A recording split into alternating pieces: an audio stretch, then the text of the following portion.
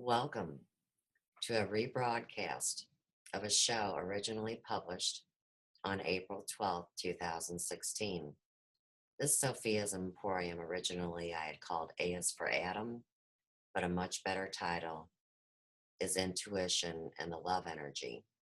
So I'm going to share a screen and get you guys started. Enjoy. Today is April the 9th, in this eternal now. But they've prophesied that today is supposed to be some kind of a ginormous, auspicious pulse of energy that's enveloping the microcosm. Today, we witness to this knowledge from higher worlds, as Steiner speaks of. We're experiencing it all individually, of course, in what we know as the microcosmic, multidimensional probability, because of course, we're all having our own experience, but it becomes very obvious how it is totally becoming one. I tell you what, this is as far as I got on the order of today's show, and it was 10:23 in the evening last night. It really wasn't like a bad thing that there were so many possibilities and potentials for today's show, but something that we were speaking about privately before we are airing live now is that we see action and change all around us now. I know it's still hard to believe, because what we deal with when we step outside of ourselves and view the world as an observer is so hard to look at. But something we're going to cover today is the truth and the science that within 2 seconds, it could all change. And I believe that's what we're seeing, is this little symphony thing arises. So I'm ready to go today. My vehicle is open to the experience, and I just want to see what unfolds here today with Mr. Vic. So, how you doing, Vic? Very, very good, my dear. So good to see you today. Where's your picture? I had some technical difficulties logging in, and so long story. One of those things. Do you know that I can visualize it in my head right now, so it matters not? Exactly. But next time. I usually log in through Facebook is what I do, and that's where that image comes from. And for some reason today, I had issues with Facebook security. So, what are you gonna do? I can get you out of trouble. I today am wearing one of my dad's police badges, and it is the arson and explosives investigator. I like that. It's got a ring to it. You get in trouble with the cops, just call me, right? So, Vic, I believe this big toe of ours has kind of evolved, and I see it like one of those 10 times 10 kind of things. So, as we navigate our never-ending story today, let's bring our buddy Tom Campbell into this conversation, wherever it feels right. Okay. And then also something that I think you'll be especially thrilled about this last week on a show on CCN called Get Lit, Mm-hmm. they actually brought up the 6 heart virtues and had a lovely conversation about them and introduced them to their viewers. That's wonderful. I'm glad to hear that. It's very gratifying. It was really cool, and we've got that story is going to kind of flow into this conversation as we go. But also, I really can never leave out Rudolf Steiner. Mm-hmm. And so I found a few passages in this book, and it's called Towards the 21st Century. And if I tried to pronounce the author's name, I'd butcher it. So he was an MD. He was very close to Steiner, and his name was Bernhard. Mm. Nice Irish name. Is that what it is? No. I thought it was German.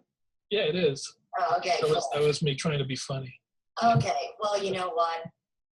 A lot of people, believe it or not, are terrified of Steiner because he was the polar opposite of Hitler. So sometimes they're brought into the same conversation. Yeah, apparently there was a relationship with Steiner and the Theosophical Society, which I believe Madame Blavatsky started up, and and all the stuff with the Thule energy and That's was right. it Thule? No, that Thule was the society, and it was it started with a V. I can't think of the word right now, but yeah, the Vril energy. And a lot of interesting folklore and Yes. myths around some of this stuff. But it's fascinating in the sense that there's always no matter what the myth is, there's always an element of truth. And that's one of the things I learned from James, because when someone asks James, well, what do you do? And he says, I'm a myth maker. I mean, in a sense, that pretty much covers his butt, because he's saying the truth. He is a myth maker, but then we're all myth makers in a sense, because we're relying on our memory for various things that we remember, and they may or may not be true. But in the end, it's about the story. The story always have a kernel of truth to it. That's why I always loved the movie and the series called Highlander. Did you ever watch that with Duncan Yes. MacLeod? Yes, I enjoyed that series. Yeah. So we know the definition of immortality then is a clear stream of consciousness Mm-hmm. between being in a body and out of a body. Mm-hmm. Mm-hmm. All things are energy, and energy is immortal. It's just, you can't destroy it. But getting back to what you were talking about at the beginning today, concerning moving forward through time and everything, the only thing I would add is we should never allow ourselves to think that one answer is the only answer.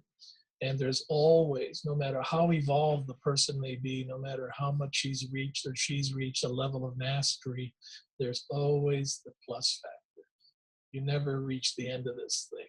And that's a good thing and a bad thing, but it's in the sense that here's basically God trying to figure itself out, what it seems to me sometimes, because otherwise, why do all this? But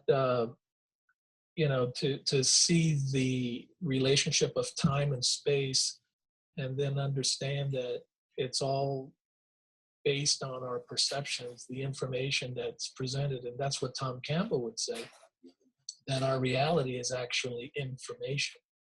So anyway, I'll leave it there. Well, it's perfectly stated and said, Vic. So to me,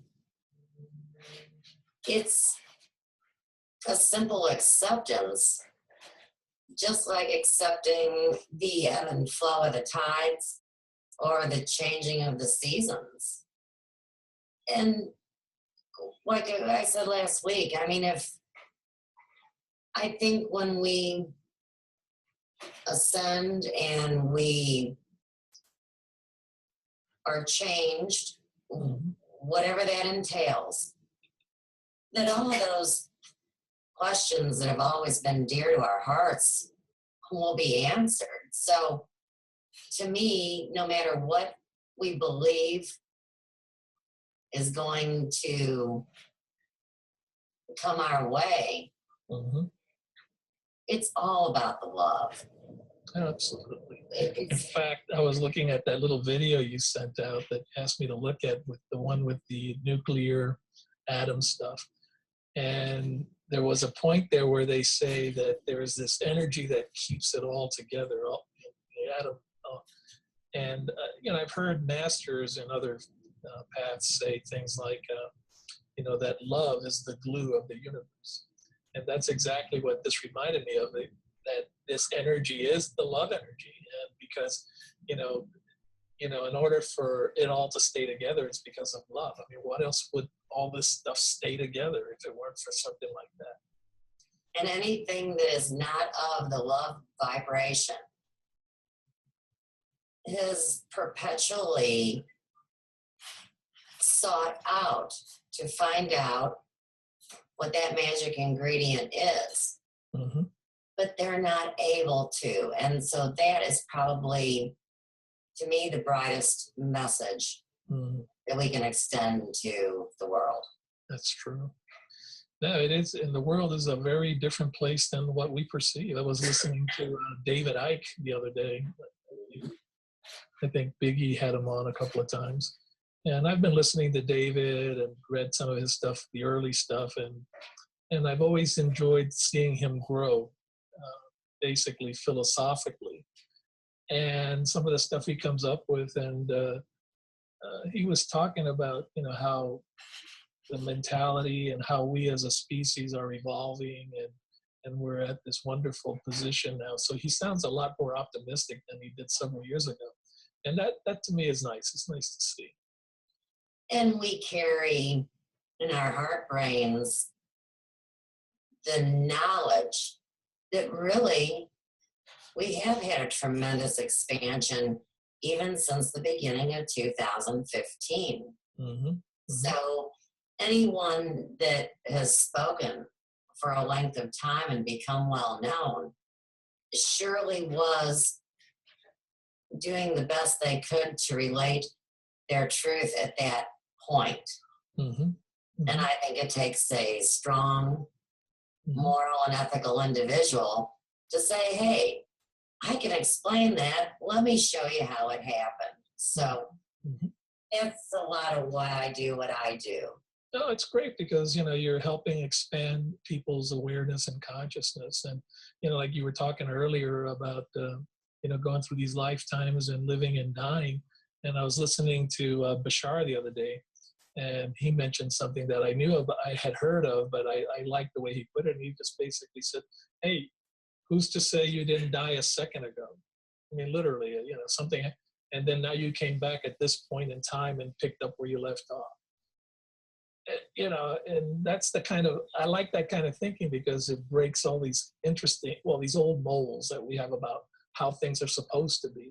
And when you look at it from a perspective of anything is possible, anything. And so from that perspective, I think it's a wonderful thing because it is liberating.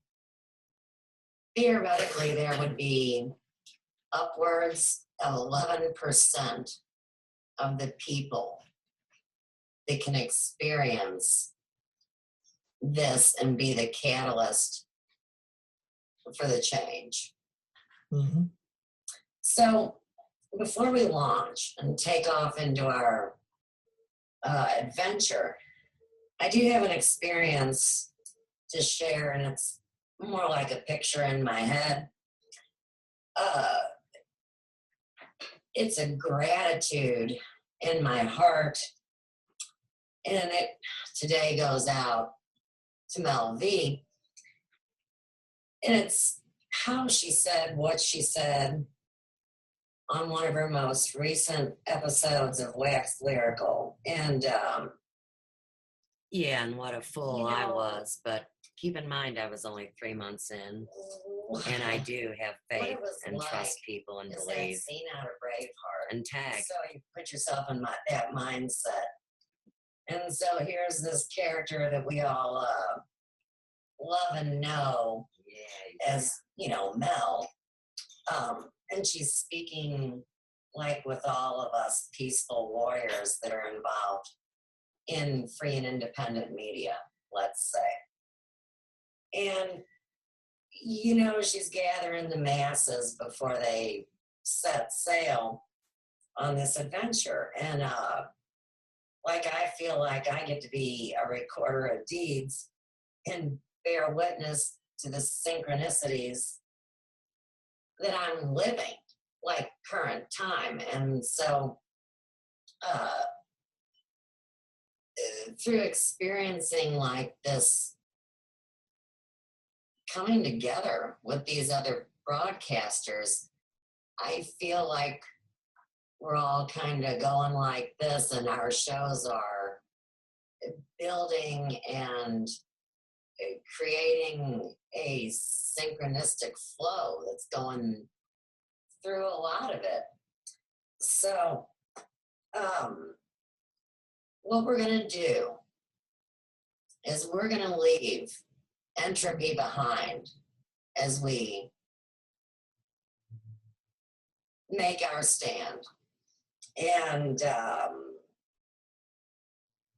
we're going to focus on the communion in the communication. So I thought it'd be proper to celebrate with this first offering of the day. And it's very brilliant and it's very loud. And it's a YouTube entitled Message from the Future, Life versus Entropy. And it's brought to us today from this really inspirational dude that goes by the name of Garrett John. So let's roll it, Biggie. Greetings. We are from the future. In the future, promoting entropy is the cardinal crime. Entropy is the probability that everything will devolve into chaos.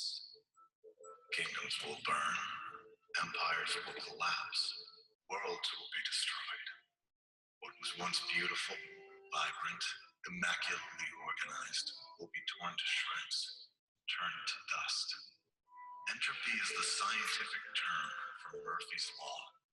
Anything that can go wrong will. What was once believed to be an irreversible law of physics, the second law of thermodynamics, confused the impossible with the improbable.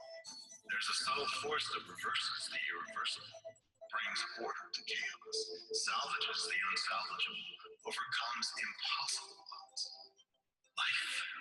Every organism is a brief upwelling of structure against chaos, a self-assembled wonder creating order in the face of entropy and destruction. Biological computations can be so perfect they run up against the very limits of mathematical efficiency. Genius is our inheritance. Free will is our virtue. Insurmountable odds are the playthings of our souls. The essence of life feels like love, looks like beauty, and rings like truth. Life courses through you with miraculous ability. In the Big Bang, three fundamental forces ripped the singularity apart. Hot plasma enveloped our entire universe. Entropy ruled this early universe like Beelzebub, the Lord of Hell. Then gravity took hold, a lead blocker, a frontline warrior, bodyguard to the great and delicate angel of life. Gravity is so much weaker than the other primary forces, scientists say it comes from another dimension and leaks into our own. Like David to the Goliath of entropic forces, gravity shapes our star systems and planets. Water collected by gravity gains unique quantum properties at ambient temperatures, opening a doorway for free will to enter this otherwise deterministic world. Through this open doorway, a transdimensional intelligence casts indescribable order and beauty into our world. The unspeakable designs of snowflakes and clouds, DNA's double helix, the fiber and muscle, the green and wood, the incredible majesty of nature, all hail from a higher dimension like Plato's realm of ideals. Like gravity, life is in this world, but not of it. The essence of light shines into our universe from a heavenly realm, shaping the world in its own image. But the dark forces of entropy have the odds stacked in their favor. As the saying goes, the house always wins. Viruses, agents of entropy, infect and hijack bodies, minds, even societies, turning what was once beautiful, creative, and alive into lifeless zombies bent on greed and destruction. Viruses bring essence of light. Your living spirits will to thrive. When corruption seems to be destroying everything and whispers to you. One thing I want you to do. What? When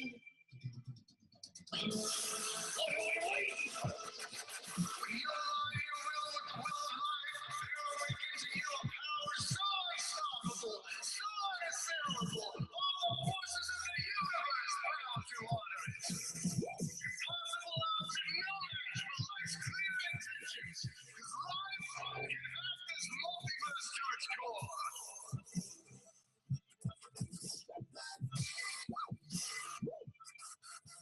The angel of life stands at the end of time and beckons you.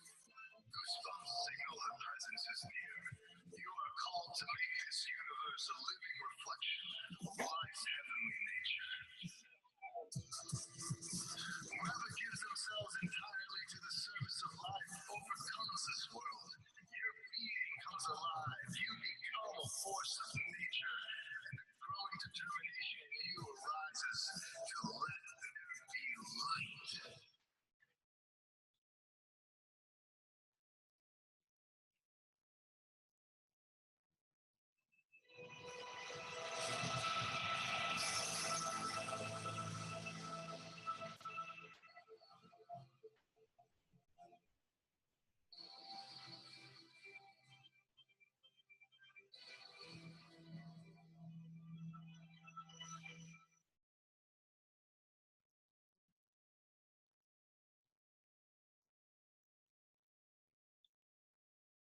So, I was just getting schooled on my video selection by my mentor, Mr. Vic, and I was telling him that in high school I got a D minus in geometry because I would refuse to wear my glasses. So I've just been explained that entropy really more is a mathematical thing, and what we're talking about today is the science and the spirituality behind atoms. Would that be correct, Mr. Vic? I understand what you're saying, but again, entropy is basically the measurement of chaos. It's dynamic, fluid. It's fluid dynamics, but it's all about how science, people in physics and stuff figure out, the universe, the world, how it operates. And that's the measurement of high entropy is the measurement of high chaos, for example. That's really all it means. So we're still in philosophy class. Everything's cool. Yeah, Good. no problem. Well, earlier you brought up something that I believe is very important in what we'll be covering today on alchemy.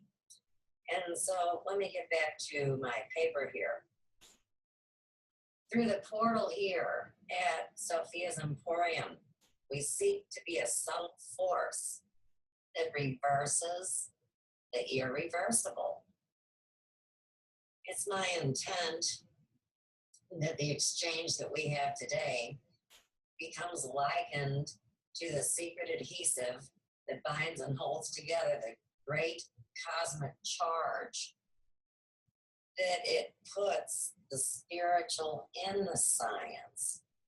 I was amazed to experience all the different synchronistic flows that I call tags in this upcoming 70-year-old educational piece. I couldn't believe it could be so enlightening, yet come from a void, soulless place that really only integrated the science.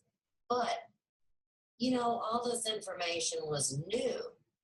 And so here again, just like people that may have a reputation of experiencing and living and speaking from a place that was before this incredible shift we've had, you know, all of a sudden the concepts are kind of coming together. And I think that's a great thing about the acceptance of our uniqueness and the roles that we are all coming together to serve. So whatever we get out of this next thing, one of the reasons I really liked it too, Vic, is because the cartoon comes from the era of your childhood.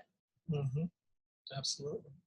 Right. And, you know, they say, and I've found this to be very relevant with the people that I know, that the year of your birth is felt within the being of that person, even though they're a little bitty baby and they know nothing of the exterior world or of language. These factors resonate and play in with their lives. So a lot of what we're going to be doing today with understanding the unique situation of an atom or mass and energy being similar things, or whatever science stuff we talk about. Right.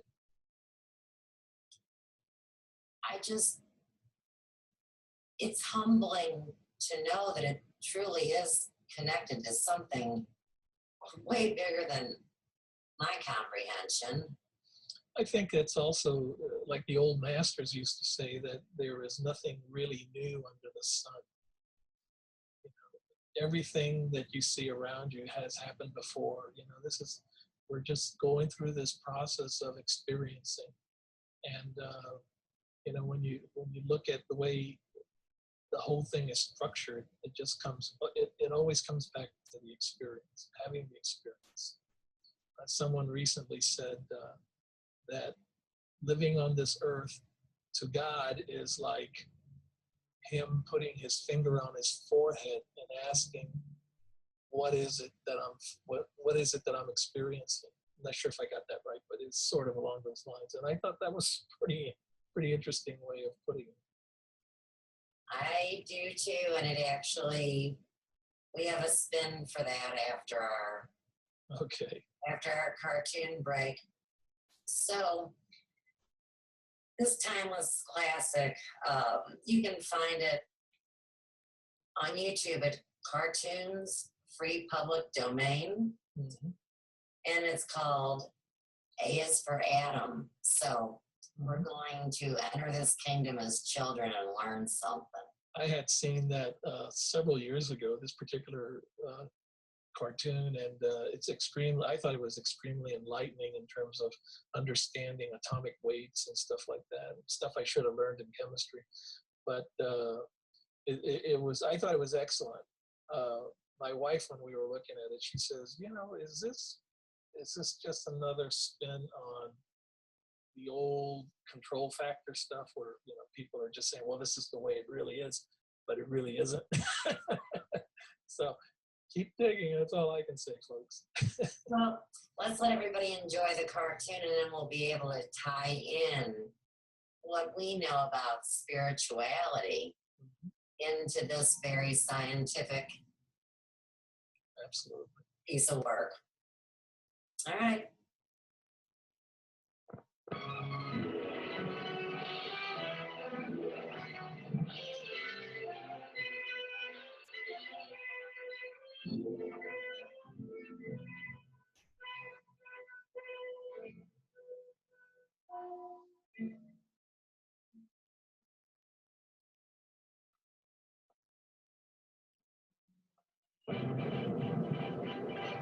The atomic age was born.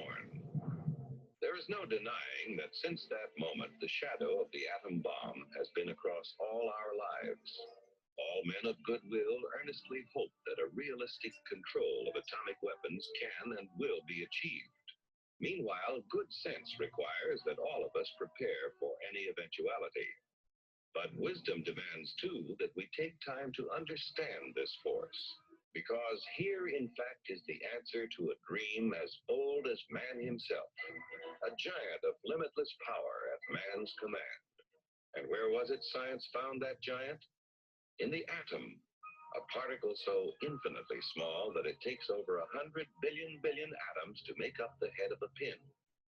Just as other millions and quadrillions of atoms are the tiny building blocks which make up everything in the world. Ships, and shoes, and sealing wax, and cabbages and kings. Although no one has ever seen an atom, scientists have learned a great deal about how they behave, and there are widely accepted theories as to what they're like.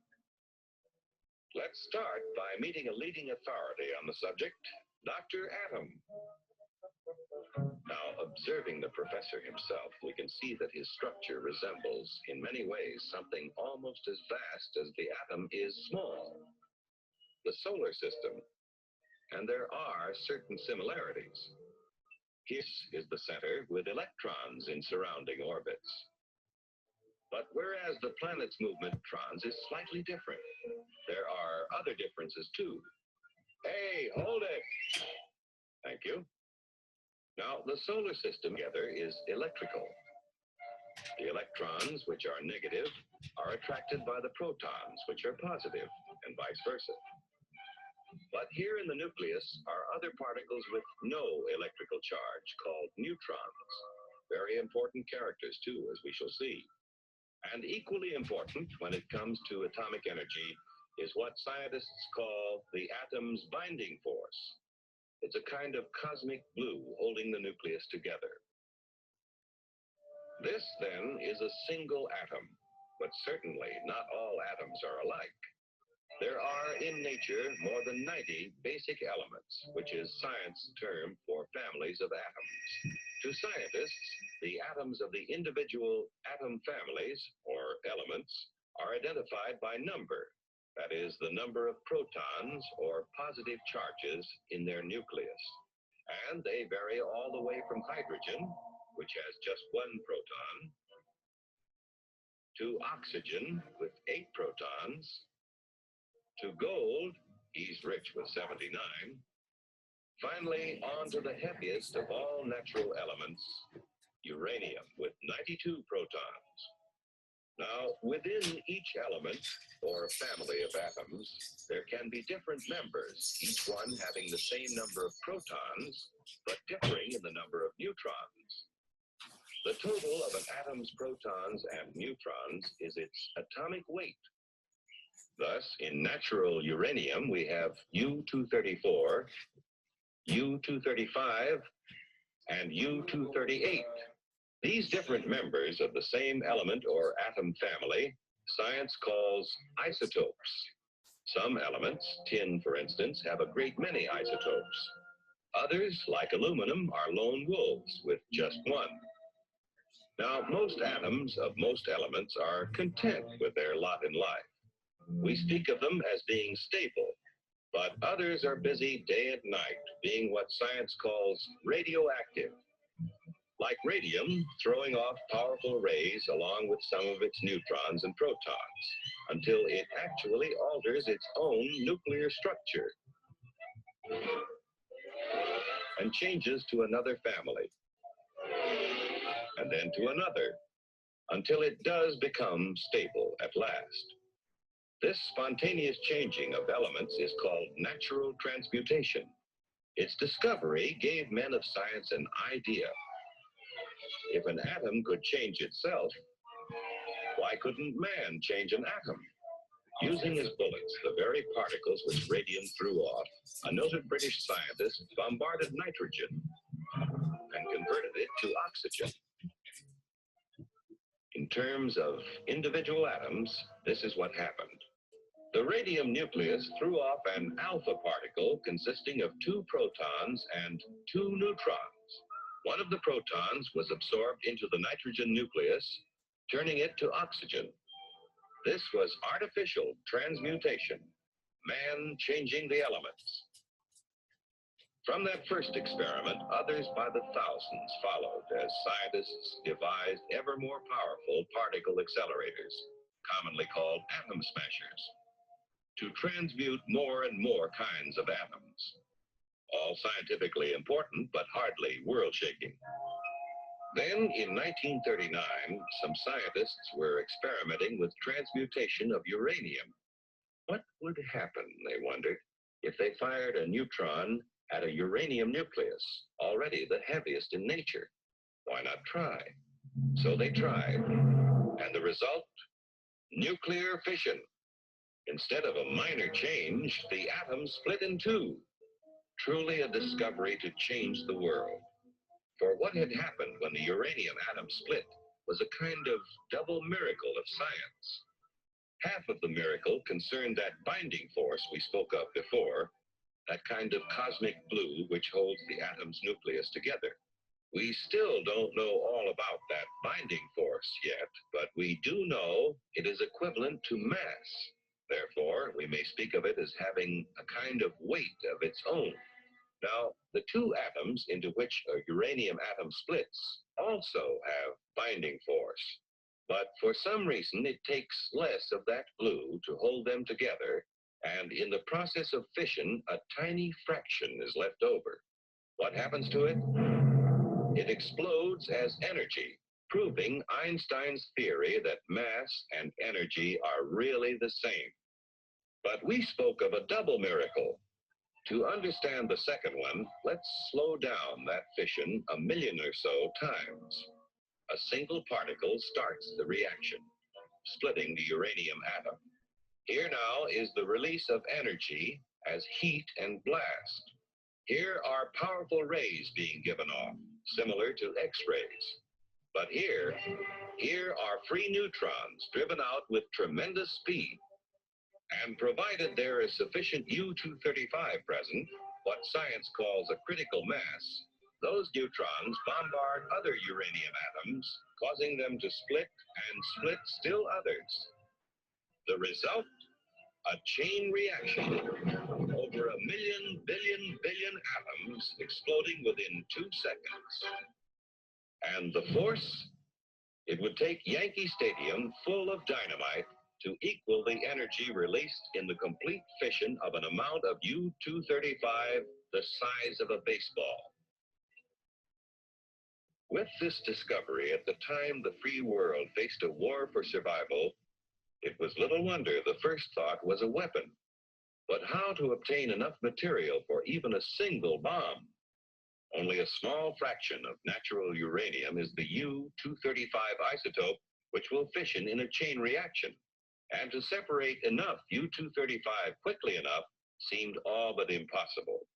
But the impossible became reality as industry, labor, science, and the military combined their efforts to build Oak Ridge, where enough U-235 was separated to build the first atomic bomb.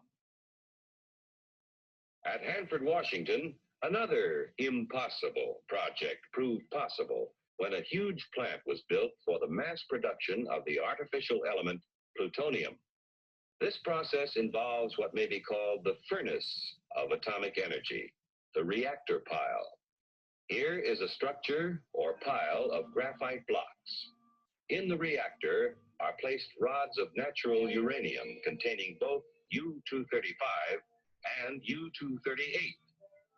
As U-235 begins to fission, the graphite slows down the free neutrons, and some of them hit other U-235 atoms, keeping the chain reaction going.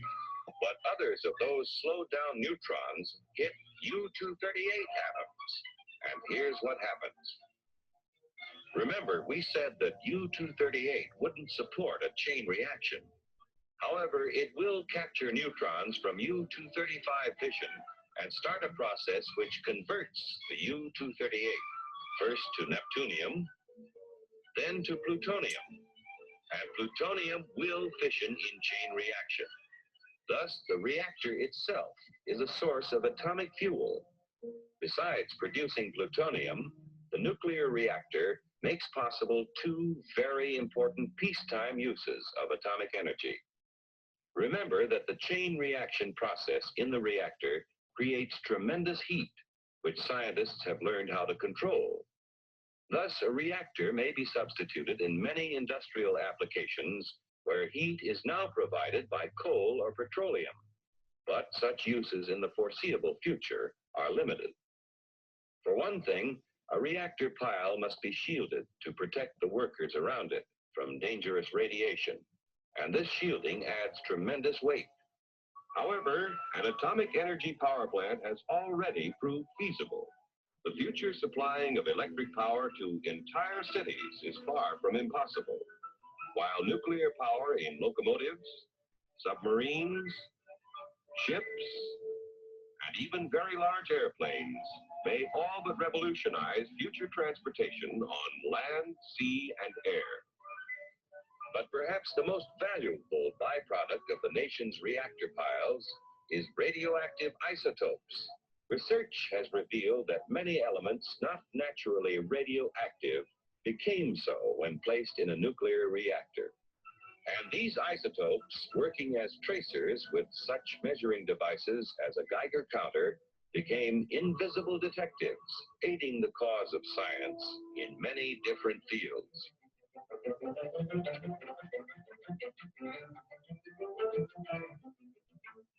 In agriculture, isotopes are now used to test such things as the effect of fertilizers on plant growth and the proper timing for their use, helping to assure bigger and better yields from tomorrow's farms. In industry, isotopes have found literally hundreds of new uses, such as the automatic thickness control of sheet aluminum, saving hundreds of man-hours of labor and assuring accuracy never before possible. In the fields of medicine and biochemistry, isotopes are performing near miracles of diagnosis and discovery. With radioactive sodium, doctors are solving more of the seeming mysteries of heart disease and circulatory disturbances. Radioactive phosphorus has been used to locate tumors in the brain and greatly simplify operations for their removal. Iodine-131 finds one of many uses in revealing conditions of the thyroid, and there are many more. New ways of using isotopes are being discovered constantly through the tireless work of modern pioneers in such fields as chemistry, metallurgy, medicine, and biology. Truly, the superpower which man has released from within the atom's heart is not one, but many giants. One is the warrior, the destroyer. Another is the engineer, seeking to provide vast quantities of energy to run the world's machines. Another is the farmer, helping to better feed tomorrow's world. Still another is the healer, helping to diagnose and cure the sick. And the last is the research worker, working on in the fields of pure science to reveal more of the mysteries of the universe. But all are within man's power, subject to his command. On man's wisdom, on his firmness in the use of that power, depends now the future of his children and his children's children in the new world of the atomic age.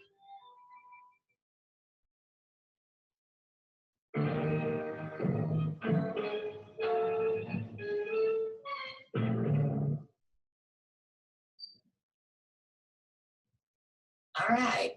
So did that bring back memories from childhood? I mean, like, did you see that in grade school, Vic? Oh yeah, absolutely.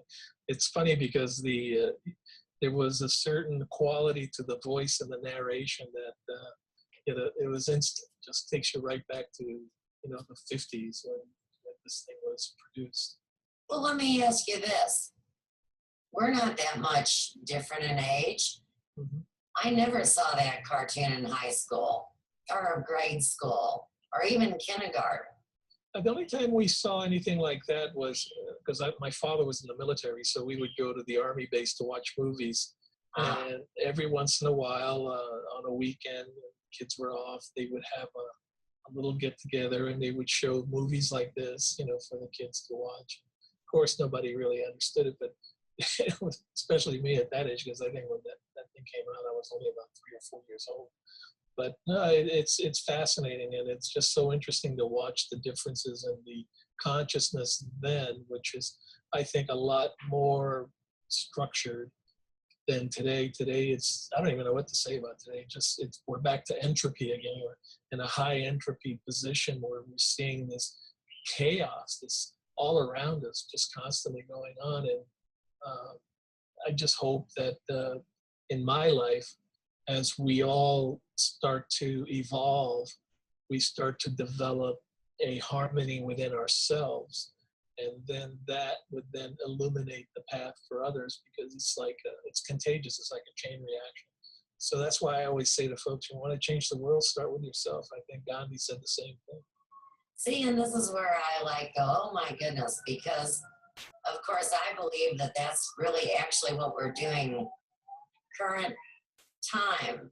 Mm-hmm. But to be honest, I mean, the people, the regular people that I engage with in the clientele, this week was really hard on them, and I could see that something had been pulled away. And that's one of the hardest things about being a small business owner of 30 years is watching everybody else go. And of course, I'll always be the one to stay. Do you see what I mean? Mm-hmm. And even having a inner knowledge and intuition of why they were going. And then, of course, through all those years, working through that in my own heart to be okay with it. And, to remember that it's for my own edification that these hard lessons come. That's right. And the heart, it's like yesterday that I was telling you earlier, it was a difficult, in fact, I sensed it coming on before I even started the experience I described. Right. With this, this individual. And I felt it coming on, and I said, oh, this one doesn't feel like it's going to be a good one. And son of a gun, but we have to keep in mind that, there's the old saying, it's an old philosophical perspective as well. Even the Jewish tradition use it, as above, so below. Mm-hmm. And what we experience here has already happened on the inner planes, and it precipitates out into this reality. And so sometimes if you're sensitive, depending on the time and day, I suppose, you get the sense like, this just doesn't feel what's about to happen. It doesn't feel like something that's going to be positive for me. But, but I'm happy for it because, I know that I need to be tested. And I just take it all as a growth experience. And so. And you and I can admit, I know, and well, I should never speak for anyone else, but that person, whoever that was that wouldn't stop, surely we can understand now that that person very well may have been puppeted or possessed. It wasn't personal against you, the kind Mr. Vic, right? Well, I tell you what, it was a real nutty experience, because this individual just was insisting on something that was so, it's like you're talking about one thing, and then I mentioned that, oh, by the way, in addition to that, and all of a sudden I'm being accused of changing the subject because I'm afraid to really deal with the issue. And I'm going, the issue isn't that difficult. He was talking about sexism. It's not that tough. But, and it just kept coming back to that. He was basically saying that I was obfuscating the whole thing and that I wasn't really putting the attention where it deserved, where the topic deserved on a very serious note. And I'm like, it was just hard. I tried to do the best I could, but man, I tell you, it was just something about the way this thing came across with the timing and everything. It just really set me back. It set me back on my heels. And, I actually walked away with a mild headache by the time I got home last night from a concert we went to. But my goodness, it happens, and as to why, I guess if I were to go back into the old mold of karma and stuff like that, it could have just been that simple that, there could have been a karmic relationship there that needed to be worked out. So, Hey, can I play Mr. Vic and say something to you? sure. Okay. Since you chose your experience, maybe he was one of those stumbling blocks you created to transcend. Mm-hmm. Very good. I like that. It's great. Well, I thought you would. It came right, it resonates just like you do. Thank you. But I like that. That's very true because I think we all do that. And I think whenever we are going through difficulties, I had my dark night of soul back in 2008 when the financial world collapsed and my net worth went like in half of where I started. And it was just nothing was working. Nothing. And I had to really sit back and ask myself, why am I putting myself through this? And a lot of it was fear, learning to overcome the fear, fear of this and fear of that. And eventually it just wears you down. Let me play with that one then for a minute. Mm-hmm. All right. I knew, of course, before the time you're talking about, that I was going to change my life. Mm-hmm. Okay. Now, even when I knew that, my financial situation had gotten progressively more difficult because of the flight of hairdressers that I had always worked with, going to greener pastures. Greener pasture meaning what? Other occupations? No, greener pastures where all the people had the same color skin they have. Oh, okay.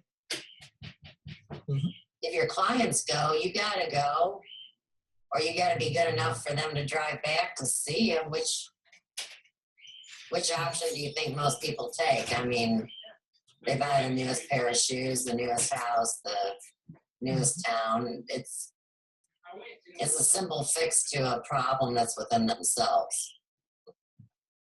I understand. Right. So anyhow, point of the story is that either way it went, the money was never built on a solid rock. It was of the physical realm of this world. And I knew when I made the choice to come here that it may take the rest of my business down in some way or another. Do you see what I mean? Absolutely. But the wealth that came from living this life that I get to experience with Joe is truly the riches in the kingdom. It's not the materialism. I mean, I could live in a tent with him and be happy, and That's I'm sure I'd still be, crabby sometimes, but You're truly in love then. That's wonderful. Congratulations. oh yeah, I mean, and if you really can do that, then the love in yourself is like all the time easy to do. No matter how much I mess up, it doesn't even matter. There's nobody here to judge me or harm me, and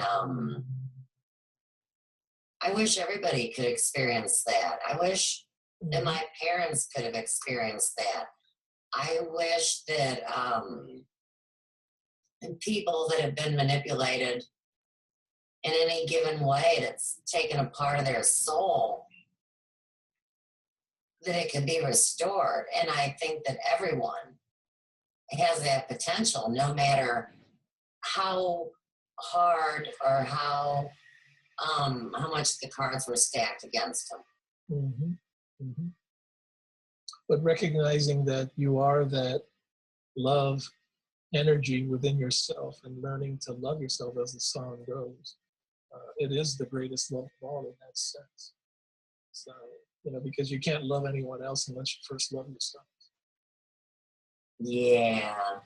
And if everybody within 2 seconds, if the world changed, and even if they were just blessed with that, Mm-hmm. it'd be the Mm-hmm. kaboom, everything. No, that's one of the greatest secrets out there, is knowing the power of love.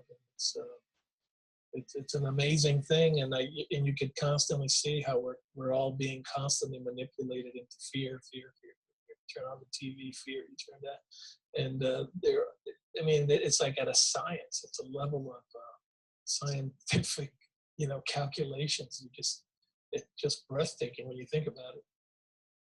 Well, all I know is these connections with this video. Mm-hmm.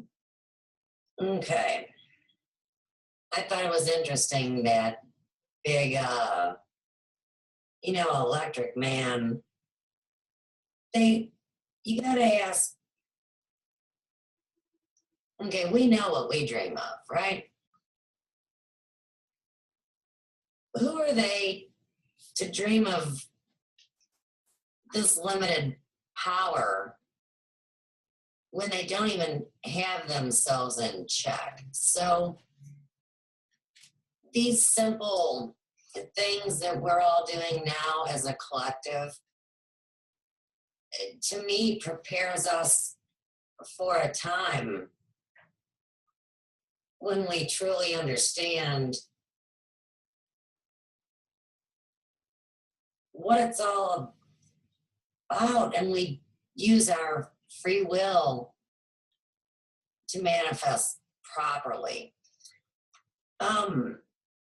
Another thing that I thought was interesting, because this is a saying that goes back with me, back to the days with Mama Lil, the psychic. But in this cartoon, they said 100 billion atoms fit onto a head of a pin. And here's what I always heard about a head of a pin: that you could fit 1,000 demons on a head of a pin, and they'd all be bigger and badder than the next one. So when we talk about knowing ourselves and accepting ourselves and loving ourselves, that word that terrifies everybody, demon, Mm-hmm. that's the thing that comes for them. And, Steiner refers to that as the guardian on the threshold, which is that higher aspect of yourself that holds you back until you're ready for that initiation. Exactly. And initiations in itself it's a very interesting concept.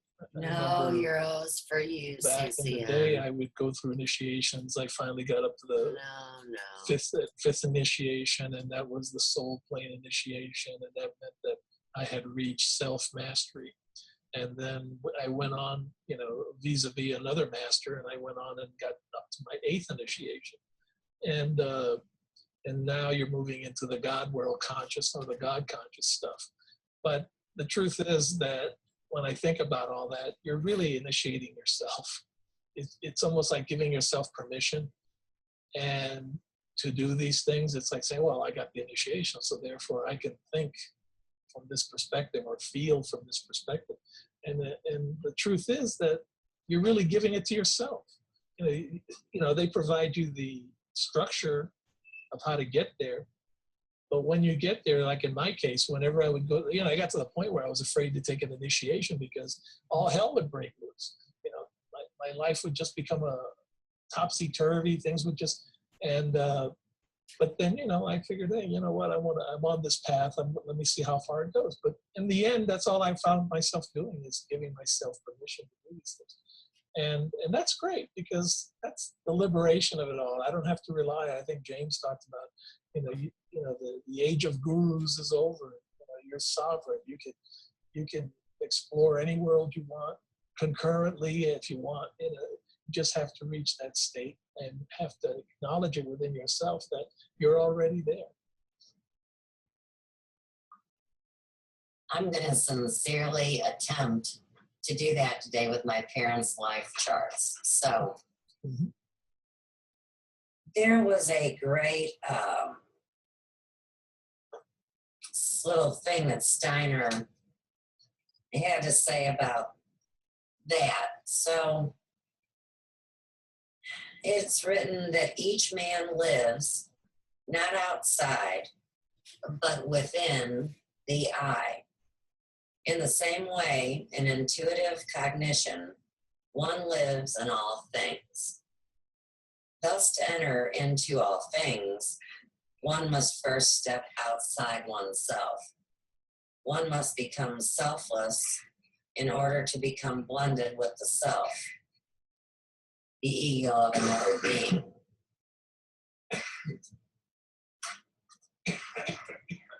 So, I'm going to go back, check my place. I can't believe I'm attempting to do this. On the Get Lit show, like I said, it wasn't channeling like how some people perceive channeling to be. It was stepping into the same shoes as these great people. So it was very easy to find inspiration in that. Mm-hmm. My task is a little different in the sense that there's no one I know that would say, well, right, I mean, your mom and dad were great people. They were very well known and beloved and, all those things. So to go into the aspect of the 6 heart virtues and see their story and try to pull off explaining it or speaking through it, I hope that everyone understands it in that experimentation. Maybe I'll learn something about myself, and maybe this is an exercise that they can do to heal themselves, because surely some of us become our parents and some of us become ourselves. And that's pretty much what I did, is became myself through this experience. I was listening to the background noise in your house, and it sounded like the ghost of Christmas past. The chains. Well, we have bells on our doors, and Joe was opening the door to take the dogs out. Right. And one dog is pushing 100 pounds, and the other dog is 48 pounds, but she's the pit bull. Oh my goodness. So that was all the ruckus. Well, that you heard. Now, before I go into my family story, Vic, what I thought was interesting in the Adam video was that they say there's 90 different families of atoms, and that, of course, as we know, everything is made up of these atoms. Mm-hmm. So where my mind went as far as to the spiritual end of that is, say for myself, I study my blood type and I apply those philosophies. Primarily, it was to reduce my stress level and the amount of poisons I was taking in. Sure. Right. Now, that was in 2005. So here we are a decade later, and I've been exposed to all the knowledge concerning say which blood type would be manipulated by which alien or extraterrestrial race. And so there can be some hurt feelings if blood type is explored and someone may find that theoretically they would have a reptilian bloodline. And what would that be? What would be an example of a blood type that's reptilian? So you just want to go right to the punch, huh? Oh, excuse me. Let me give it to you in a game. Here would be the clue. Once upon a time, we were taught that the entire population, the majority of them, would be this particular blood type. Right. Now, if you follow the history of it, they would say that down through time, this bloodline, which would be the letter, not the positive or the negative, Right. that their numbers were eradicated by things like the Black Plague or flu or contagion, Right. measles, smallpox, things that nowadays you don't see an entire population wiped out from. Right. So now the positive or the negative, for a woman, the only need to know that would be so if they would get a special shot called Rogam before the baby was born, because as an A negative mother, when I was impregnated by an O positive father, Mm-hmm. the odds were there that my future child would be a positive blood baby. If that were so, my blood would fight that off like it was a parasite or a germ.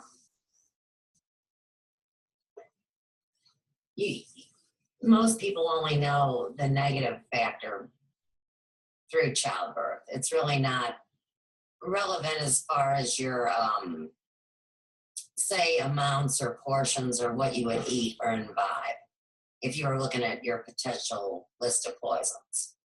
Okay. Right. I always like to look things at a well-rounded way. So primarily it would be as a lifestyle modification, and then it would be for soul journeying. Got it. All right. So anyhow, okay, the members of the family have the same number of protons. And man wants to change the elements, they say. So they create this atom smasher and they transmute these atoms back in 1939. And the thing I want to focus on is the whole thing that splits it in two. Two different things where there was one thing. Now, in our lineage, for example, if you have negative blood, down through time, that would be considered maybe possibly a blue blood, a kind of a lineage where the first child is born healthy, second one has a minor birth defect. By the third and fourth, they're locking them in towers. Right. You know, if the bloodlines are kept too close. Exactly. Mm-hmm. Right. So consider when you are soul journeying and bringing yourself into a understanding of your DNA bloodline lineage, that they surely didn't have a way to test for that until the 20th century. So in a way, I can see how things like, say, the Queen's bloodline Well, sure, it was easy to hide back before the war. They weren't testing for negative or positive. You see what I mean? They weren't doing those DNA tests. And then, even though the churches have all the records, they didn't know blood type back in the Dark Ages and the Renaissance. Women died in childbirth. Mm-hmm. Things happened. Yeah, they die in childbirth today too. Exactly. And so I think that's one of the hardest things to come to when we look at these lifetimes that, like you share, are really all happening in me or anyone saying that so my experience, that they're actually in this time. And so I find it interesting that the things that I have experienced, they did too in their own way. And maybe that can help us all now. So,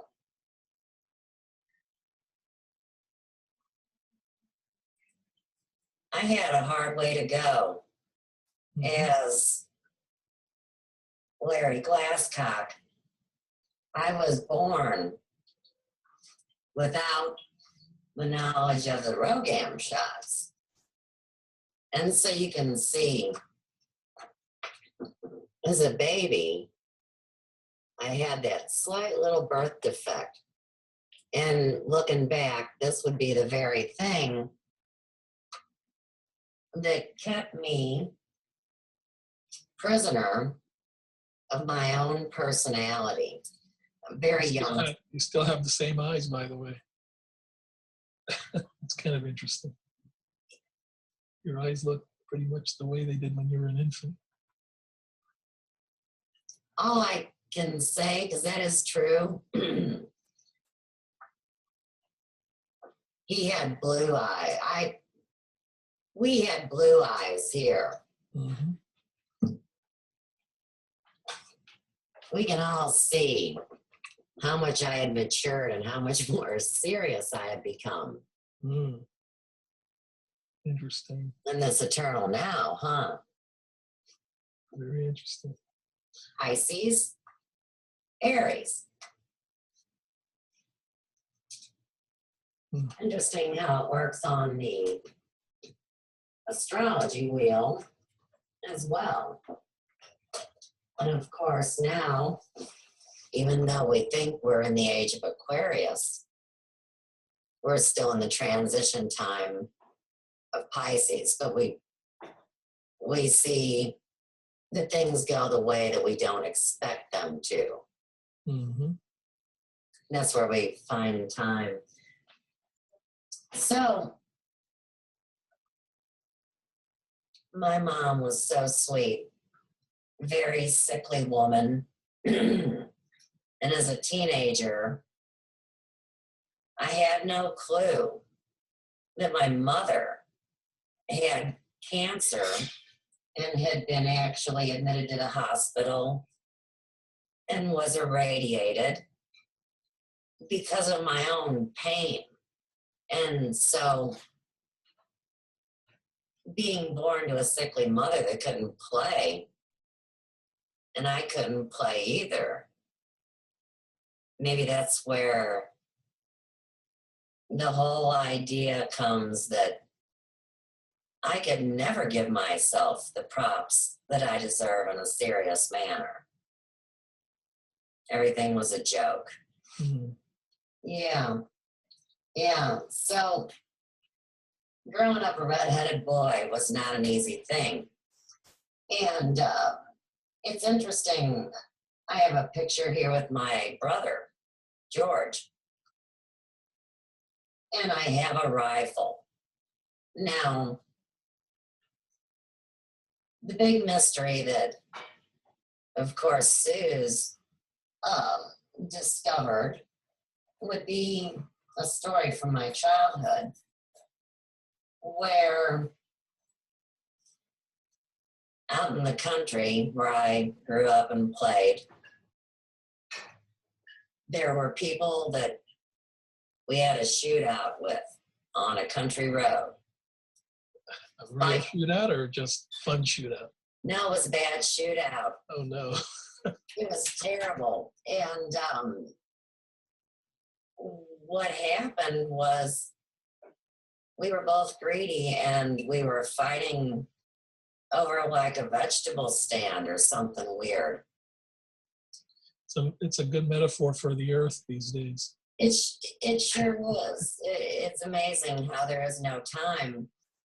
So the story goes, the way I remember, that not my kin, wasn't my kin. It was the other people involved, you see. That person took up a gun and started firing some shots and caused some trouble.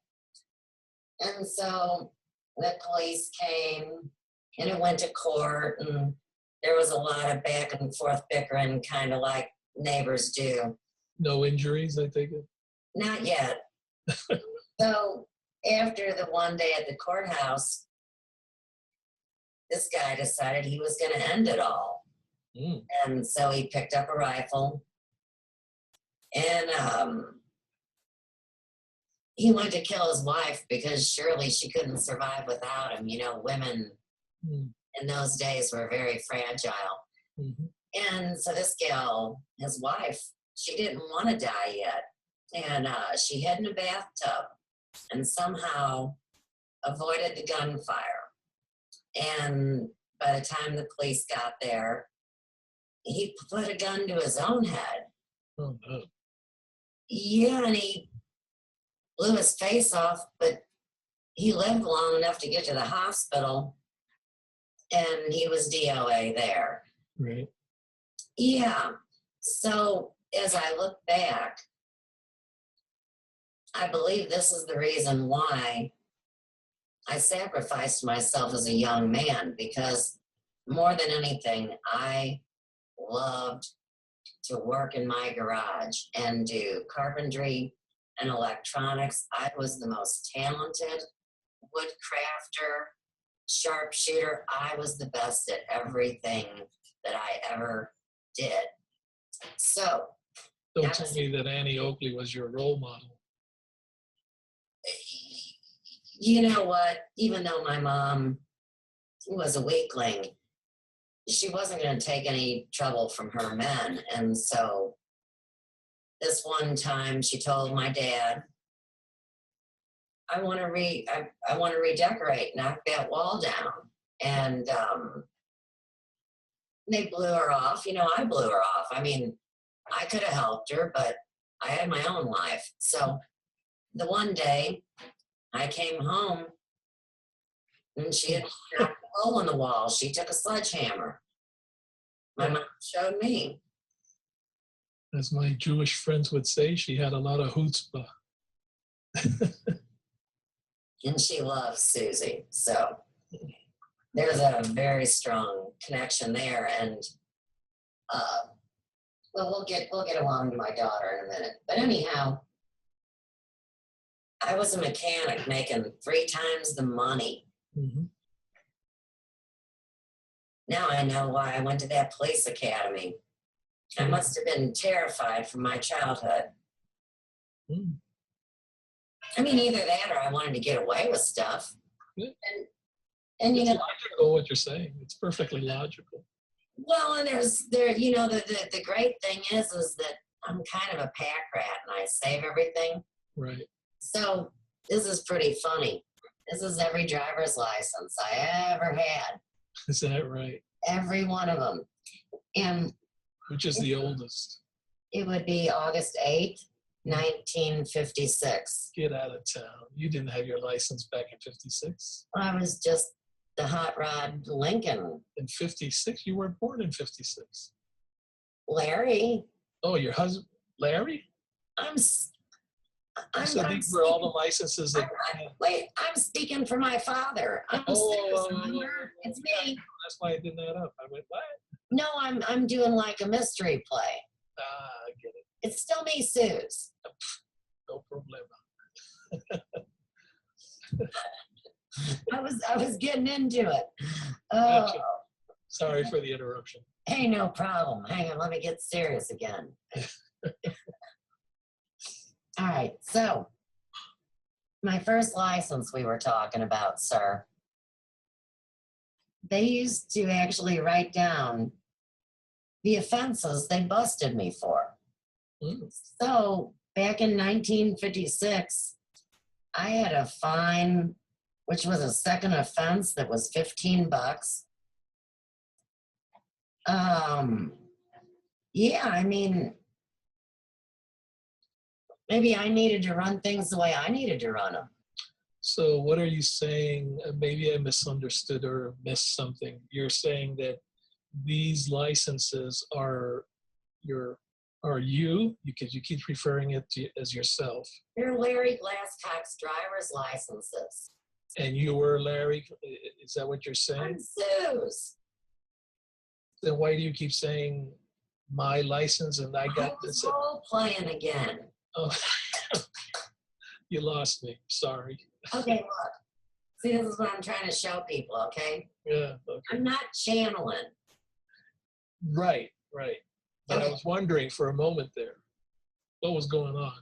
Well, you know that like Pisces are some of the greatest actresses. Mm-hmm. So, I mean, I did play production in high school. I mean, you know, I know how to be in front of a camera. I was just expanding out, Mm-hmm. doing an experiment, Mr. Vic. Okay. All right, so Did you explain that already? Because I don't think I got that before. let me ask my producer. Hey, Biggie, do you know what I'm doing?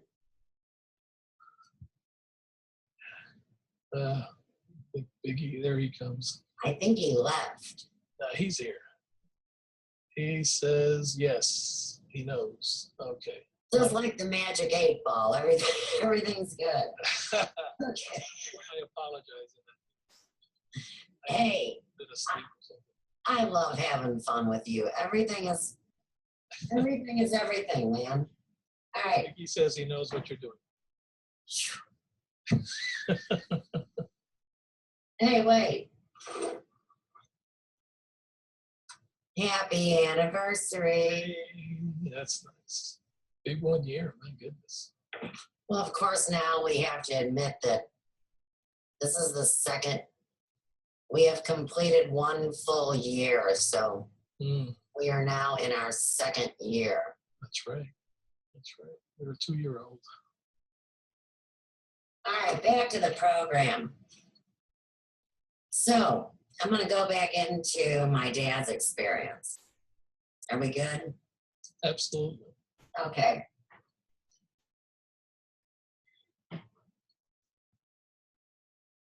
Being a cop Mm-hmm. worked, I think, in the sense that we can explore personality type. And you remember we have, of course, 6, and then we have the radiant type. But my dad, as far as his active side, this would be Larry.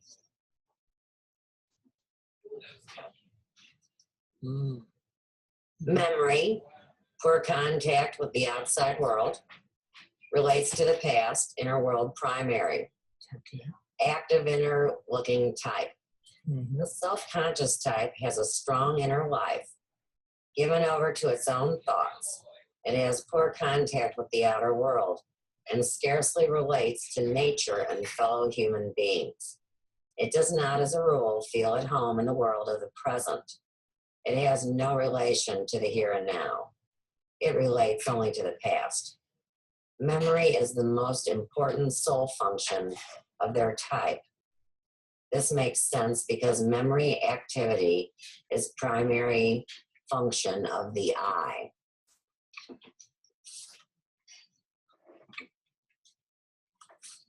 He also, and I think this is where he did well as a policeman. because he was kind of like Howdy Doody, a little bit. Right. Would have been the mobile type, and that's a passive. So Steiner referred to generally people have an active and a passive side, just like some people have more than one personality. It's just their duality at the forefront. So the most important soul function of the mobile type is a playful capacity for what is known as arrangement type thinking. As soon as something new demands their attention, it will easily find its way into their souls as what went on before, and an earlier impulse is soon forgotten. Their souls quickly enter into the changed circumstances of the outer world and do what has to be done. They can think on their feet but lack the wisdom or depth of the dominant type. Mm-hmm. That's, to me, an aspect that would be tagged as a young soul in his experience. We've talked about me being an old soul. Mm-hmm. Yes. Yeah, I'm just never comfortable with that word. Which one? Soul, because it means so many things, to different people. It just, we've had this discussion before. I see it, as pure existence practically. And other folks, like I think Steiner, based on what I've read so far, he sees it more as, I would call it, a lower body characteristic.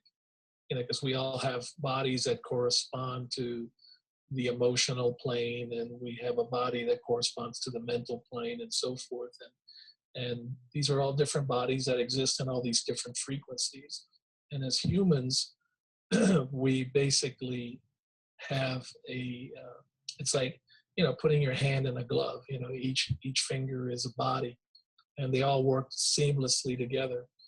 So when I hear someone talk about soul in that fashion, I go, yeah, that's that. I guess you could certainly look at it from that perspective. But on the other side, the way I prefer to look at it is that, soul just simply is, and soul is having this experience. And yes, it can manifest itself within the bodies that exist within us, but to call it a specific thing that grows and feels pain and all this stuff, I sort of delineate from all that, because I just feel that that's dealing with something that's outside our understanding mentally, and assigning characteristics that belong to another world.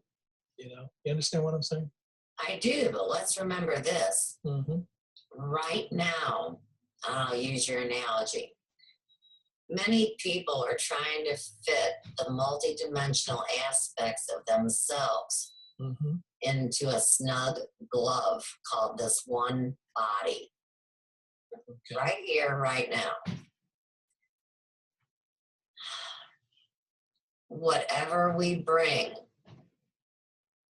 expands that awareness so they can retain whatever this soul is Mm-hmm. the whole point Mm-hmm. of Say My Story. So let's just cut to the chase, okay? If I just may, for 1 second, I apologize if I'm interrupting too much. I remember an old song I learned many, many years ago about this particular topic, about the soul. And this gentleman, his name is Larry Siegel, wrote this beautiful song, and he called it The Body is Blind. And he wrote, "The body is blind, and so is the mind. The brain is not the thinker of the thought. The old organs of sense, they are just as dense, but put a soul inside, and it all comes alive." And it goes on and on. Let me tell you about the thing I learned. I like it. Yeah, it's a nice little catchy tune, and it was one of the very first exposure to this philosophy that we're talking about. This understanding that that reality in our lives is human and that we're really multidimensional beings, and getting in touch with that multidimensional nature is often the path, if you will, to take, when we try to expand our awareness and consciousness to understand that these things are all there and they're all existing at the same time within us. And that's just the physical reality. We haven't even gotten to the higher realities. All I know Mm-hmm. is the simple fact that talking about reversing the irreversible, Mm-hmm. before I ever got in line with this computer and internet stuff, say back when I was having my aura photographed and the sacred geometry came up, and Good stuff. yeah, and she was schooling me on my reading. I might have the picture right here. But anyhow, she said to me, and she kind of sounded like something you'd say.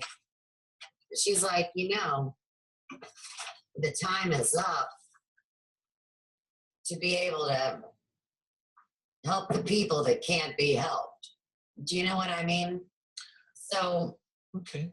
I- Again, that's one of those philosophical perspectives that Well, but exactly. But I'm talking about reversing the irreversible. Exactly.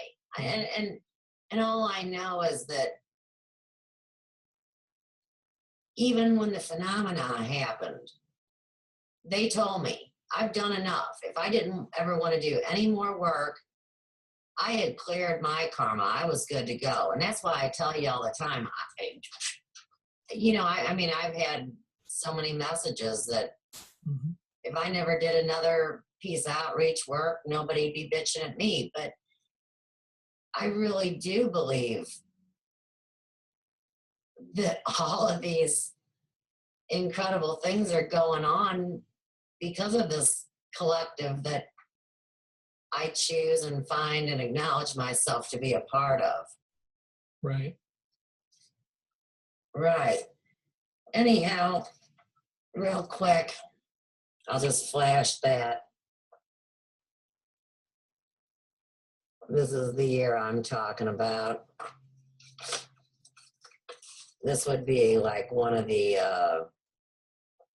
different image perspectives. Wow, that's nice. And that was just they all Is work. that Curlian photography by any chance? It's called Curlian. Curlian, from my understanding, is really black and white. Mm. And it's the most. It would be the granddaddy. Mm-hmm. This is some kind of modern day computer program, and Wow, that's cool. I like that. yeah, you buy a program, and then she would bring her setup to the shop, and I would invite people to come, and they could have their aura and do do the work. It was awesome. And that was yours, the one with the golden light Yeah, on? yeah.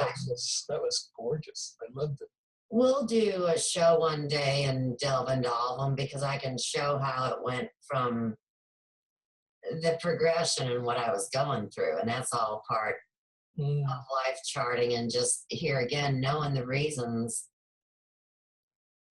why you chose what you chose, why your reality is what it is. Right.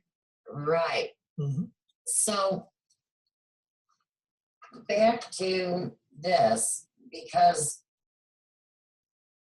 the thing I'll say is that if we look at life charting, it was obvious that Larry quit learning and growing at that pivotal age of 21, when the spirit comes to the forefront. He had other things on his mind. He was married by the time he was 19. Mm-hmm. My mom was 15. Got it. They were kids. Mm-hmm. Right. So I believe Must have been nice, the love aspect of that must have been, very, very special. It was, but you know, you get mixed messages when you have a true knowledge that someone would never do you any harm, Mm-hmm. but they almost shoot you a couple times and are always pulling a gun. And I mean, you know, Yeah, it's like they say, life's a bitch. right. And then so you have to bring yourself up out of that. And that's why, you know, like, this is a great story, okay? We talked about last week, you know, when I changed my life, that I had to explain to this child man, this man child, this sweet guy, Mm-hmm. that I was leaving my husband. Now remember, it wouldn't sit well with Larry. Especially if he liked your husband. Well, and especially if he told my mom, you know, I'll blow your head off if you leave me. So see, you gotta get to the punch with people, Vic. I get it. And that's what this whole thing is about, because you can transcend anything, even yourself. All this is just fragrance and color and little things that bring it to life. But now I lost what I was saying. Where were we? Well, I was just going to say, with a Magnum, you can transcend quite a lot of stuff. Oh, the gun stuff. Oh, man. Yeah, you were talking about the gun and your Oh, mother. yeah. Oh, I got it. Oh, okay. So we're at the hair shop. Mm-hmm. Joe, myself, I'm working. My dad was a chauvinist. You know, he'd come in and he would never expect a woman to have a pair of scissors that cost $500. But I use German shears. I like to do slide cutting. I want a fine piece of Sure. equipment. Right. Yeah, absolutely. Right. Now, my dad, he smoked Pall Malls, and you know, they don't have filters. Yes, I remember Pall Malls. Yes. And he was saving his butts, so he was sticking his cigarettes in a Bic pen lid. Okay. Yeah, I get it. Put this picture in your mind. Yeah, I'm seeing it very clearly. That So was his cigarette holder? yes. Oh, okay. Yes. And so he's at the hair shop. Oh, and by the way, he smells too, because he's an old country boy and he doesn't even take baths, okay? So I like your dad. I don't know, I do too. And so he was looking for something to dig the cigarette butt out with. Mm. And he looked at my scissors and I looked at him and I said, "Don't you dare touch them." And I walked away and I was, you know, cleaning up, and I hear Joe say, "Larry, don't do it." And I turned around and there he was, and he had, you never cock a hairdresser's scissors open like this. Mm. You don't flip them like that, Mm. And why is that? because you don't touch a hairdresser's scissors. Got it. Thanks for the warning. I'll never do that. Thanks for the warning. Serious consequences. You're gonna get a haircut. All right, so I said, "What are you doing?" You know, and he goes, "These things don't cost $500. I said, "Look, do you realize that I am a grown woman? You're in a female-run business, surrounded by females, and you're disrespecting." Mm. I said, "You can get the fuck out." Mm. "Oh, I'm serious." And he looked at me, you know, and he picked up his, you know, cigarettes, and he went outside, and he came back in, and I said, "You want a piece of me, old man?" Get out. I said, he's like, no. Oh, you're lucky. Because if my mother's, if it was my mother's situation, he would have decked you. But you got to remember, Uh-huh. he chose me to give him that experience. I He get it. needed me Mhm. to challenge him. Absolutely. I see what you mean. Absolutely. Because we are all one. And so Yeah. here was Mama. And so anyhow, here's what happened. He wrote me a letter because he's sweet. And, you know, he blamed, you know, my mom, you know, for a whole page and boo-hoo on his life.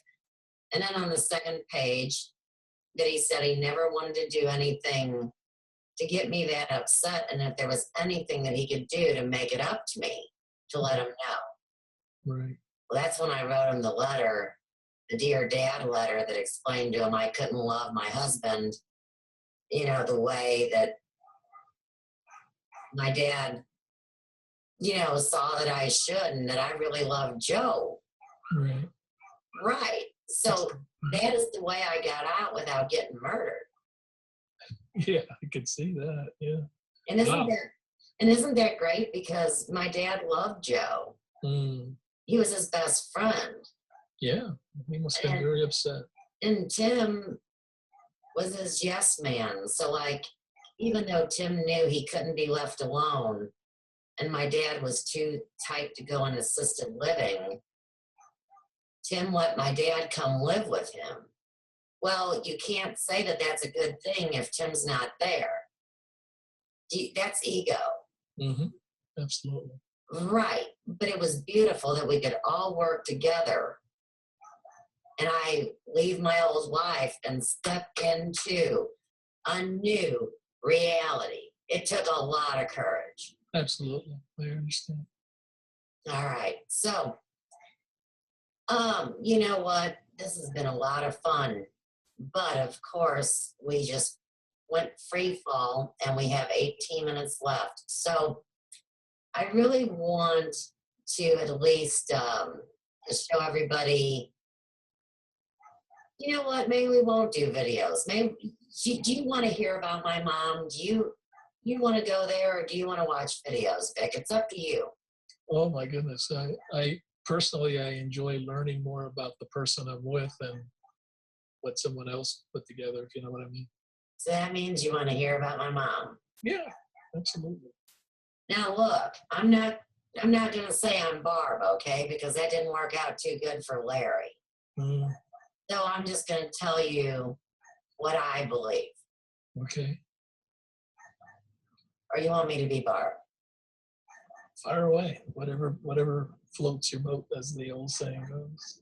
Oh, wait, one more thing. And this would just bring my mom and dad together. You know, my mom couldn't love my dad because she couldn't love herself. We've been over that, right? Mm-hmm.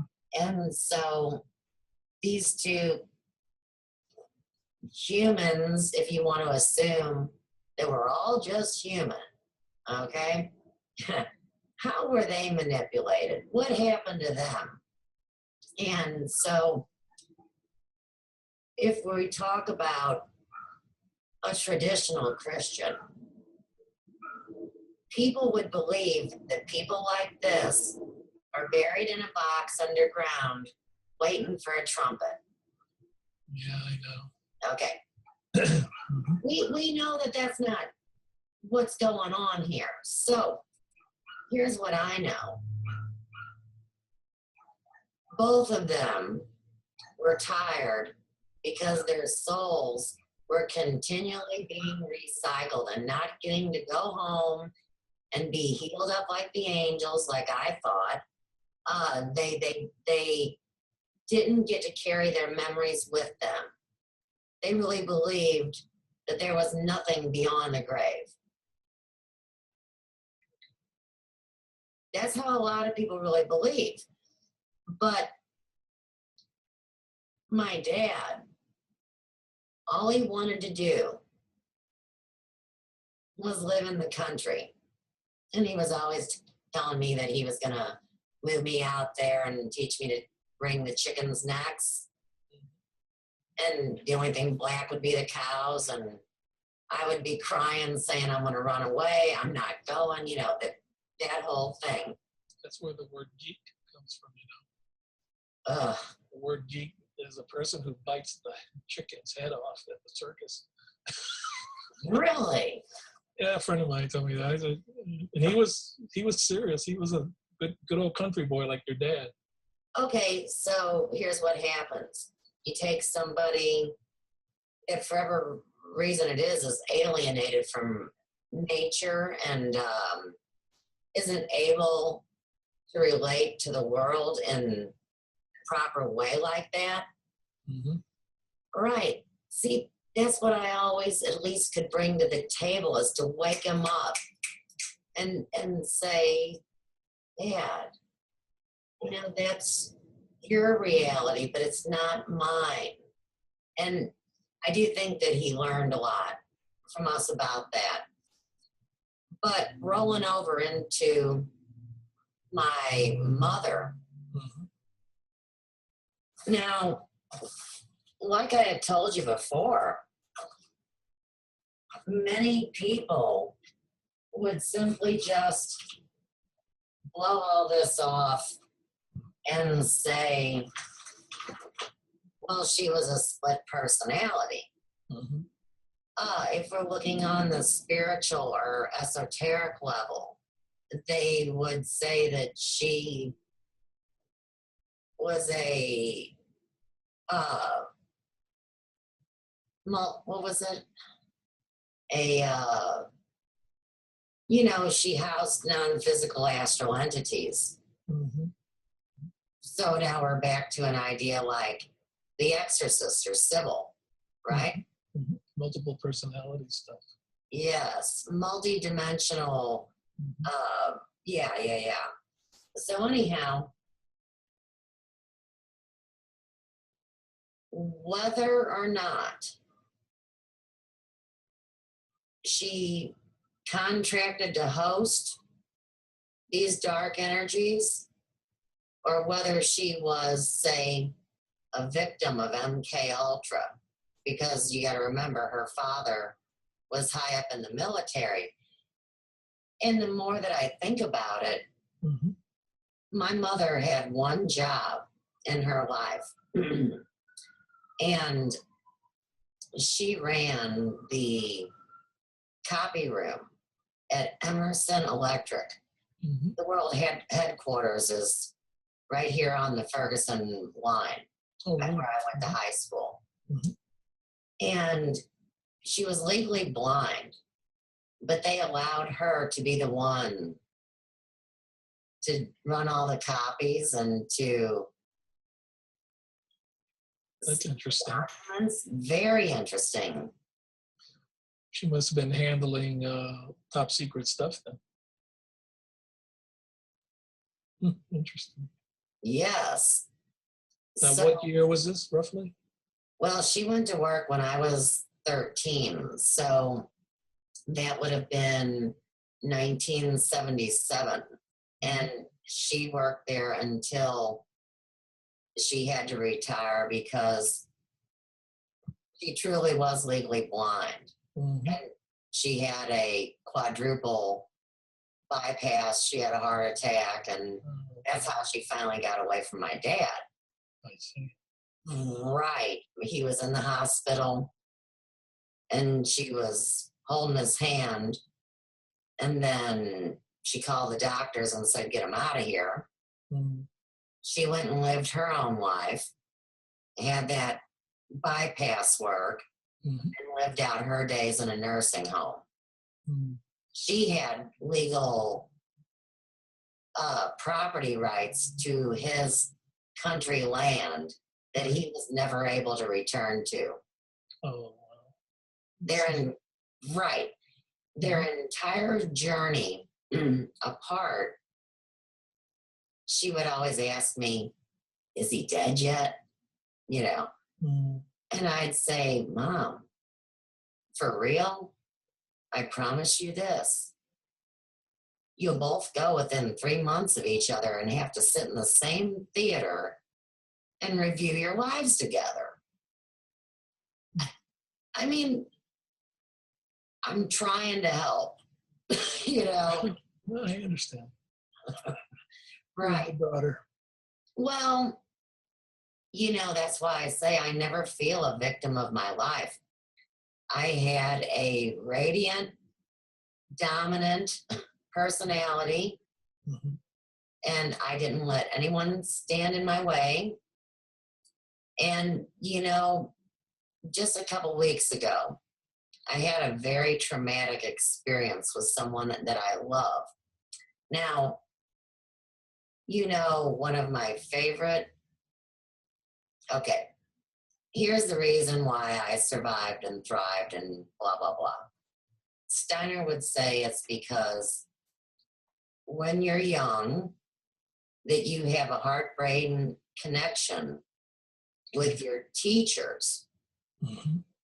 Right. And I always see, I love the outside world and I love to learn. And my teachers knew I was an old soul. And we knew each other forever and ever in this eternal,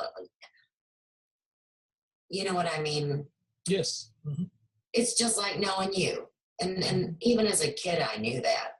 But I lost track of what I was going to say again.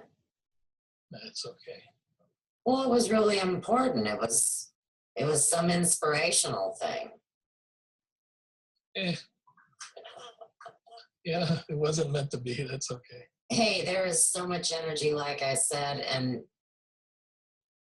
I'm just so content in my own self, knowing that this is all real.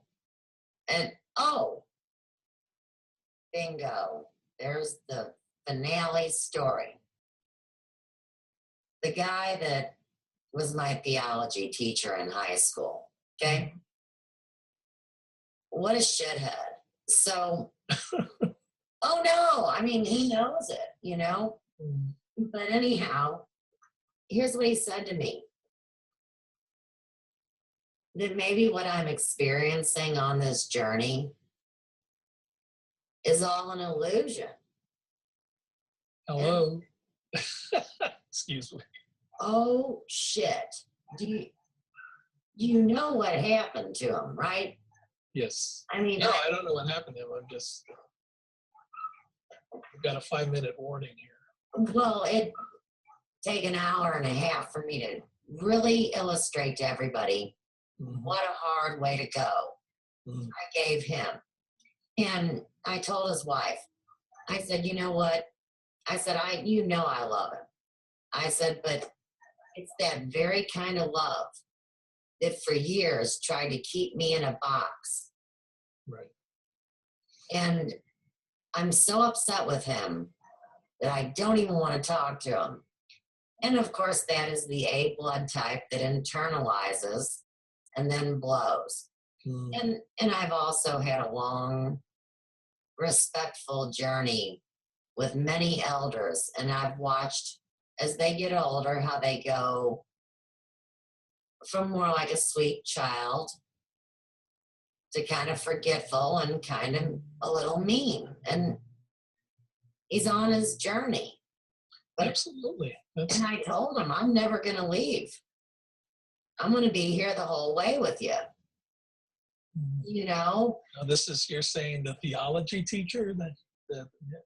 And what kind of theology was he teaching? Christian or Buddhist? Lutheran, nice, dry Lutheran. Oh, Lutheran. Yeah, okay, got it.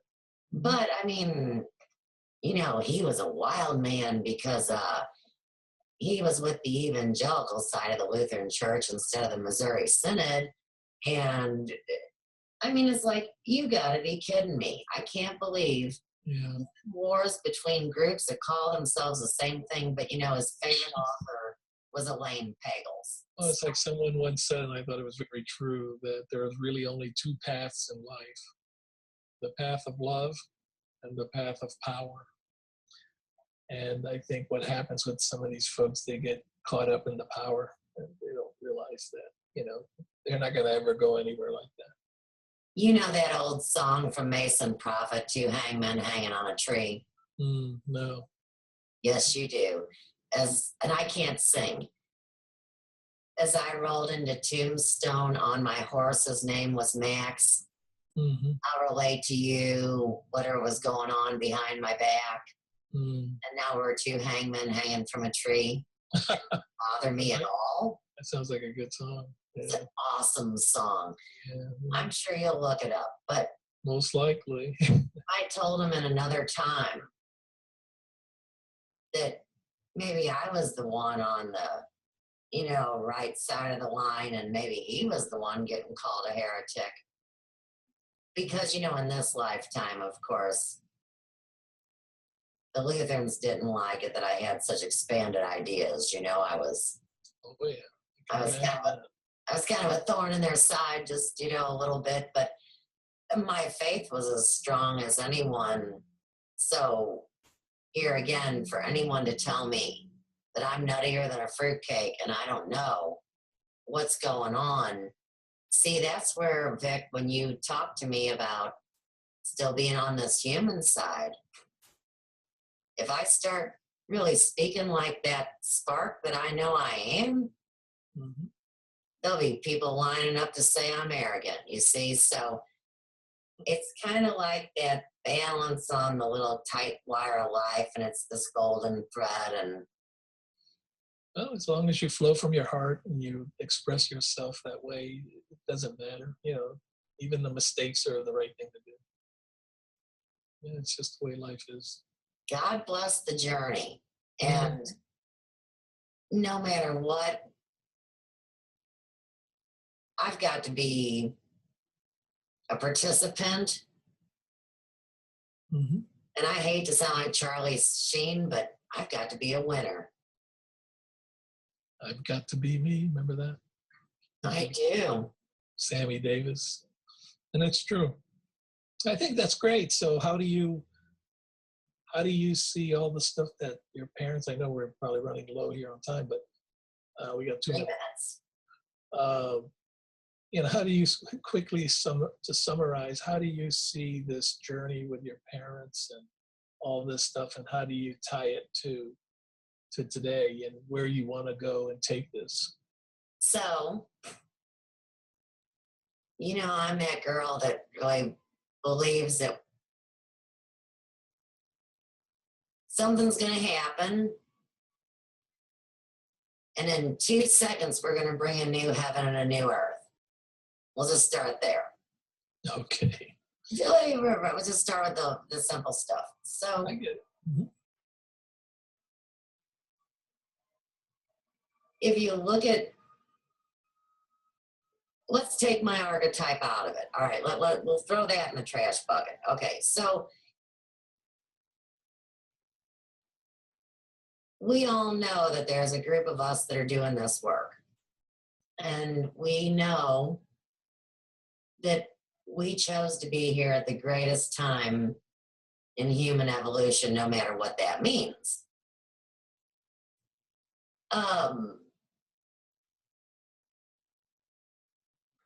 We're not here to rescue anybody. I'm not trying to sound like a martyr. That's not the game. But this is a complete, healing journey, and the potentiality of reversing irreversible traumas is very easy to do if in your daily walk that you honor the lineage that went before you, whether it's a historical figure or a parental figure or an inspirational figure or whoever, whatever. Now, if you were to take that person's picture or maybe things that they loved or crystals or whatever, it's my belief that no matter where that entity is. You know how in the old cartoons, when they'd say see you later, it'd go down to that little bitty dot? Mm-hmm.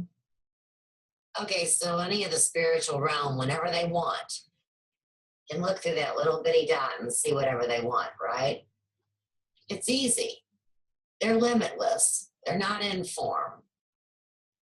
If you do this kind of work, it opens up a huge screen to them. Like a big screen TV on one of the walls where there are no walls.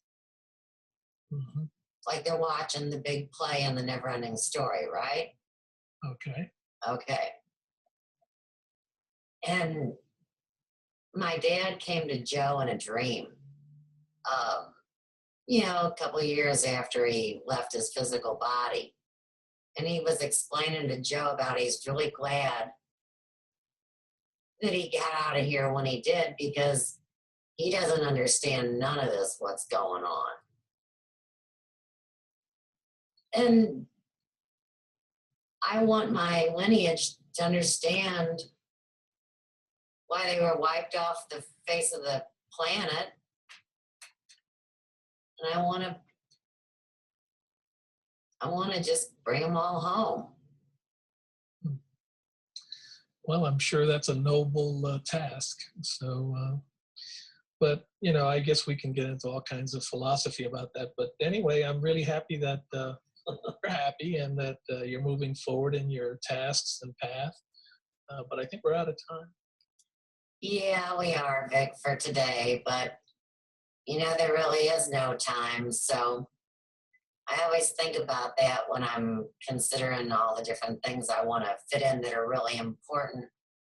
And on next week's show, I'm going to tell the biggest, hottest gossip, true story that's ever been released anywhere. So tell your friends, tell your neighbors, blah, blah, blah. But for today, Mm-hmm. I just got to say thanks. And I really enjoyed my time with you, It's always, we have a nice connection, and I always feel comfortable around you. And all I can say is thank you from my heart, and may the blessings be. Yes, yes. So next week's show, guys, a story from Holy Water, Sacred Oil. All right. There we go. Stop that recording.